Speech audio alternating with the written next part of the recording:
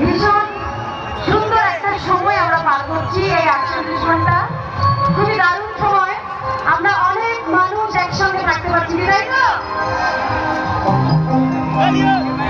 আমি শুরুতেই কথা জানাবো আমাদের প্রাণপ্রিয় নেতা, প্রিয় মানুষ দুদু ভাইকে, এবং সাথে আছে, সামনে আছে আমার প্রাণপ্রিয় ম্যাডাম। এনাদের দুজনের জন্য একটা করতালি হয়ে যাক না?